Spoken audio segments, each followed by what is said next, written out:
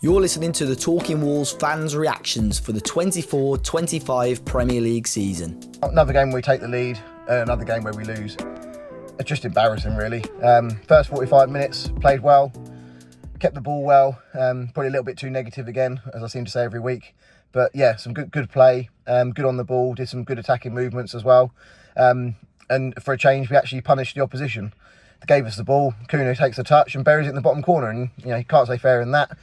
Took a chance and go in at half-time 1-0 up, probably the better team. But I don't know whether Emery tweaked something, or I think it's just the mentality of the players. There's no confidence in that team at all. They were under the cosh for 10-15 minutes, barely touched the ball. When we did touch it, we'd given it away again. No composure, just no attacking intent, just 11 men behind the ball. And then the inevitable happens and we concede. And I think everyone knows, and it seems like the players included, that when we concede one, we go on and concede 2 or 3, which is exactly what happened.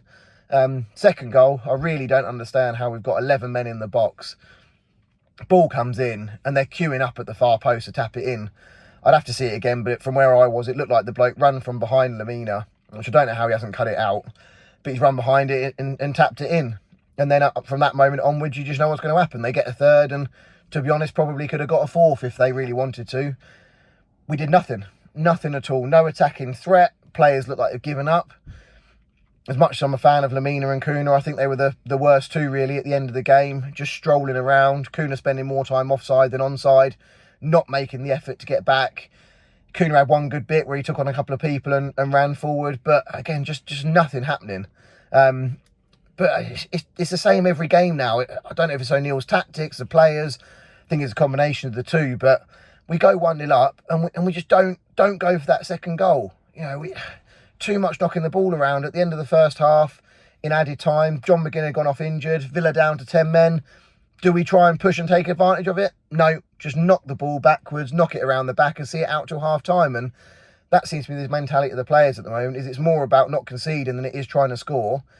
But ultimately we keep conceding. So yeah, very, very, very poor again today. Can't see where the next win's coming from, to be honest. You look at the games that we've got coming up. Liverpool at home next week. If we don't get absolutely battered, I'll be amazed. Brentford away, not an easy game at all. City at home, probably get battered again. And I think it's then Brighton away, which is again not an easy place to go. And obviously did poor in the week as well. So yeah, don't understand what's going on with O'Neill here. Something's got to change. Like to see him go on Monday Night Football and tell us how it's all gone so wrong, seeing as he was so quick to take the praise at the beginning of last season. But can't see that happening. But yeah, I think it's going to be a long old season. We carry on the way we're going. It's finished Villa 3, Wolves 1. Not really going to say much on today's game because I don't want to. I'm bored. I'm bored of talking about these players. I'm bored of talking about this manager. I'm getting sick of it. First half, 45 minutes played really well. Can't really fault the performance in the first half. And then somehow we've just hit the self-destruct button, come out second half and completely capitulated after one goal again. Concede, and I know 100% that Wolves will lose that game of football. And that's what we've seen today. They weren't that good. Yeah, second half they're clinical, they finish their chances, they attack well. First half we've had chances to kill the game. We can't do it because we're not very good at football. There's a select few in that team who I feel really sorry for. Cunha's one of them because he tries. Maybe one of the midfielders. I thought Andre had another good game, but the rest of them they can do one for all I care. They're not good. We're not good. The manager's not good. None of it is good at the moment. Do you sack him? I don't know, because I don't know who you get in. But results need to change, and we need to learn how to see out football games, because that is our massive, massive issue at the moment. The fact that we go 1-0 up, we're playing well, gets into half time, we come back out, and just because they've started to attack a little bit more, we haven't got a clue how to do it. We haven't got a clue how to see the game out, and that will send us down. I can see us going down if this is how it's going to be. We're a terrible, terrible football team. We've got no bollocks, we've got no leaders, we've got nobody who actually wants to win a game of football. And that's worrying. We've got better squad depth in this team, but somehow the team is worse than what we finished with the season last season, which is mental. You know, we brought players in, and the players that we brought in are shit. They don't know how to play or manage or change a game of football. None of them. So what's the point? I'm sick to death of paying thousands of pounds a year to go and watch these shit every single week. I'm bored of it. I'm bored of it. It needs to change, and it needs to change quickly. Otherwise, we'll be back in the Championship, arguably where we deserve to be right now. End of discussion. So, Wolves 1, Aston Villa 3.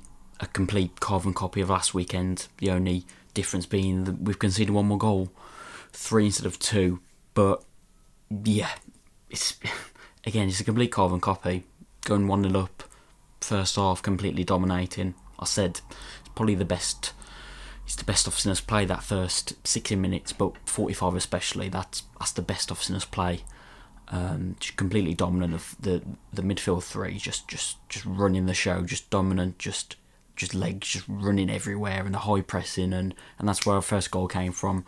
High pressing, yeah, it's avoidable from an Aston Villa point of view, but Cunha does well, wins it high, snapshot.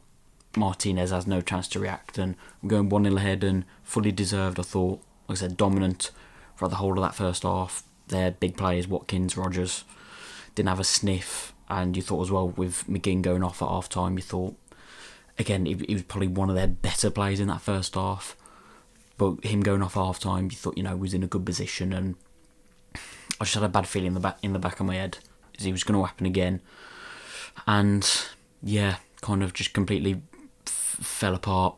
Again, game management just so poor. Again, there were things all done differently. Substitutions maybe a bit quicker, because you could see early in that second half Lemina was struggling to get around that pitch.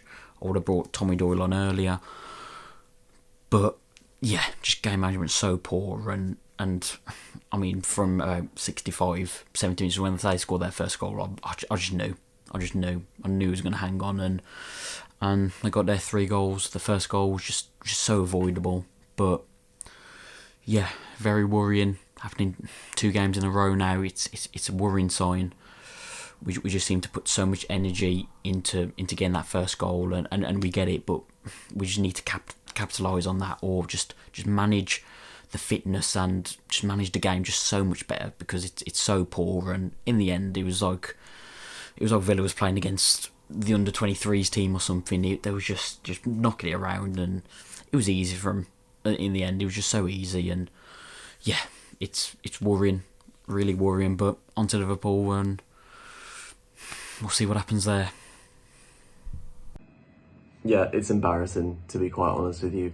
How we've lost the game after our first half performance is nothing short of embarrassing, a joke. The players' mentality is disgusting. The head coach, Gary O'Neill, not only did he actively make the game worse for us, I would go as far as to say he completely lost the game for us in the second half. I don't know what he said to them at half-time after a brilliant first half performance where everyone was involved. The first substitution where Larsson comes off for Guedes, why? Larsson is the only, when we are under the cosh, and we were for the first 15-20 minutes of that second half, and we were defending for our lives, Larsson is our only outball for Johnston to play it to. As soon as we lose that, we lose all sense of even any remote hold-up play at all. So that's a stupid substitution. Second of all, we get unlucky with a Mosquera injury. That is terrifying, because the lack of depth in that position, especially pace-wise, is frightening. And we can't even register one because or sign a free agent, because we've registered two players, Boubacar Traore and Sasha, who won't even play until December, January, February anyway. So I don't know why we've done that. So we've left ourselves short in that position. That's not Gary O'Neill's fault, but that is the fault of the backroom staff. That is Done a terrible job there. Then the substitution to take João Gomez off right before their second goal. Sure, we've gone to 1-1, and then you think, okay, we need to get some control of the game. Let's bring on Tommy Doyle. That's completely the wrong substitution. Lamina can't even move properly on the pitch and hadn't been able to move since about the 60th minute. So why are you then taking off João Gomez when he actually has the energy to run around or maybe sit in with Andre and protect the back four, who are already struggling because they don't have a lot of pace? So you take off João Gomez instead and leave Lamina, who can't really move, and then he falls asleep at the back post for Consa to nod in. So it's a stupid substitution. And then you've still not really done anything to make it so that we can gain possession and release on the counter-attack, maybe because you've brought on Tommy Doyle, who's good when we are in control of the game, but we weren't in control of the game whatsoever. So I don't really know the point of that substitution at all, if I'm being honest with you. It was probably one of the worst decisions he could have made. When you have people like Carlos Forbes on the bench who could have at least stretched them a little bit at 1-1, maybe we get a goal on the counter-attack and we still have João Gomez and Andre to protect the back four, so maybe we can actually get a result. It's not that hard to see.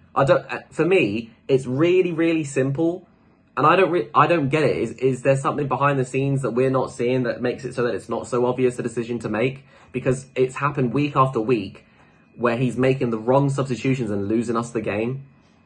You're a head coach in the Premier League. It's not that. If we can see it as fans, you should be able to see it. And for me, it's not good enough. It's not good enough, unfortunately. And the fixtures don't get any easier. We've got Liverpool at home next week, and then if we don't get anything at fair enough, we lose to Liverpool. They're brilliant at the moment. But if we go to Brentford and then we lose, and then we have Man City after that, we're rock bottom of the Premier League right now. Rock bottom.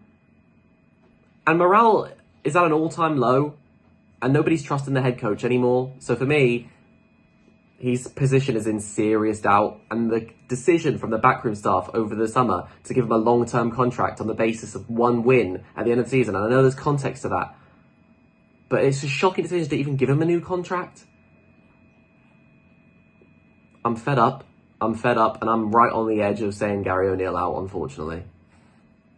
Villa 3, Wolves 1 at Villa Park, and well, that really puts a writing on the wall for Gary O'Neill from my point of view, and I'm sure many of the other fans' point of views. It's not his fault entirely, but his in-game management is not good enough. Wolves' record since March, the start of March, Wolves have won 1 in the last 16 Premier League matches. That, by any stretch of the imagination, is absolutely pathetic. You can use injuries as an excuse. You can reference a bookmaker's odds in a desperate attempt to make you look better, even though it clearly doesn't work like that. At home, you shouldn't be collapsing. Away, you shouldn't be collapsing. Winning at half-time against Newcastle. Winning at half-time today. Level at half-time against Chelsea to lose 6-2, 2-1 and 3-1 today. Did any Wolves fan have any doubt in their mind after Ollie Watkins equalised that Villa would go on and win that match? Anyone?